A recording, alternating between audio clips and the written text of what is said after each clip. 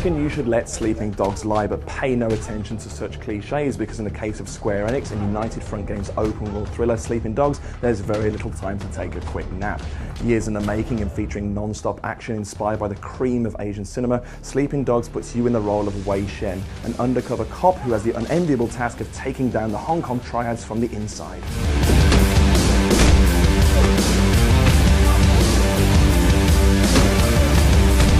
I'm here at Square Enix's London HQ, where some lucky members of their community have been invited to get some hands-on time with the game before anyone else. Not only that, but they'll have the fortune of being pestered by me for their opinions. Before interrupting their valuable game time, however, I caught up with Alistair Cornish from Square to see how the game's shaping up. Hong Kong's really fresh, it's exciting, it's vibrant, the street life is completely packed. When you go through, for example, the night market, one of the areas in the game, is one of the busiest and most vibrant. There's hawkers shouting at you, trying to sell you everything, knock-off goods, clothes, DVDs, whatever. There's people selling food. There's gas rising from vents, there's colourful girls trying to sell you drinks and other things. It's just really, really vibrant at any time of day or night. The team's experience with driving games is pretty much second to none, and they're fantastic. So the handling for, we've got I think 65 vehicles in the game, all with different handling models. So there's bikes, cars, trucks, boats, and they all handle very differently. So you can get high-end sports bikes, and as Wei gets later in the game and kind of increases his face, improves his standing, you can end up driving some pretty swanky sports cars, and then you can kind of think back to the earlier models you were driving, at the sort of start of the game, and there's a real difference in how they handle, how they feel, how good they are for illegal street races, how good they are for taking people out, ramming off the road. And if you've got a gun, you can shoot while in a car. If you're driving a car, you can ram other cars and try and merge the shooting in the middle of the driving. So in the middle of a street race, you can just sideswipe another car, send them flying off the road. It can get quite violent in the middle of a street race. There's a lot of the improvisation that you see in some of the old kind of Jackie Chan classics, where we'll use anything in the environment, and Tony Jaa does it as well, you mentioned him previously.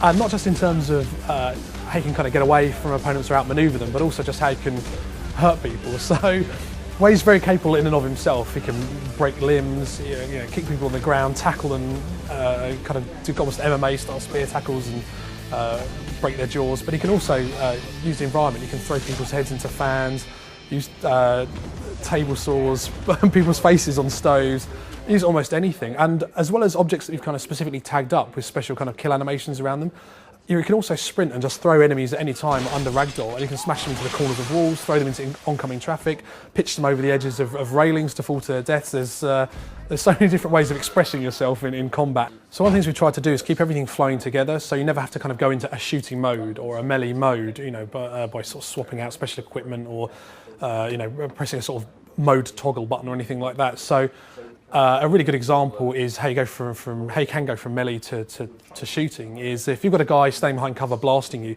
you can just charge at him empty-handed, vault the cover, kick him in the face and disarm him in one smooth move. Now you've got his gun. With that gun, obviously, you can take cover, you can blind fire from cover, aim fire from cover, you can vault over cover and go into a kind of slow-mo mode and get some really nice slick action headshots. But you can also, if someone comes up behind you, you can turn around, pistol whip them, kick them. There are combos even while you've got weapons in your hands. So there's no break in the flow. It all flows together. Again, if you've run out of ammunition for that gun, toss it and vault over the next piece of cover. Smash the guy in the face with the empty rifle. Pick something else up. So community days like this are great to experience. Real people playing the game, see how they get on with it, what they love. See what really tickles them. Is it the story? Is it the combat? Is it the which aspect of it? The free running. We've had kind of focus tests hands-on throughout development, just to try and hone the mechanics, get them as tight as they can be, as fun as they can be. So this kind of caps it all off. To see at this stage, putting the kind of consumer demo in people's hands and seeing how they respond. So yeah, it's a great kind of end to the project, almost end. I think the thing that might make it stick out the most to me is the story. I think it's very rare that there's been a lot of attempts to kind of do the true crime story, but I think they might have kind of the winning formula. I really like the combat system. It's not like a traditional shooter as you'd expect from an open world game. They kind of tend to be together, but it's a free flow system similar to the Batman series. So yeah, and lots of contextual moves against environments. It offers a lot of different kinds of combat and driving and things, and it's got a really great world that it builds up. It's really colourful, which is cool, and it's just it's got a real edge to it, which is really impressive, and that's what you want from the game. I think most of the combat seems to have stuck out most. It's quite free-flowing like Arkham City, but it's got these quite visceral finishing moves which kind of provide a nice closure to the fighting. I'd like to have been a chance to have played with the driving and maybe the shooting mechanic, get a better idea of overall, but so far, looking good. I try to go to as many of these sort of events as possible, which is why I'm always paying attention to like all the publishers' Facebook feeds. Yeah, no, it's a great opportunity to like get the game, like get your hands on the game a bit early and sort of talk to the developers and kind of get a feeling that like you're seeing some of the magic happen at the time, like things are still a bit of a state of flux, and yeah, it's just really nice to go to an event where you know you can talk to someone and have a really interesting conversation about the game you just played. Well, I actually found out about it through Twitter. Square Enix saying, we've got an event, would you like to come, fill out this form and we'll see if we let you in. I was lucky enough to get the message saying yes.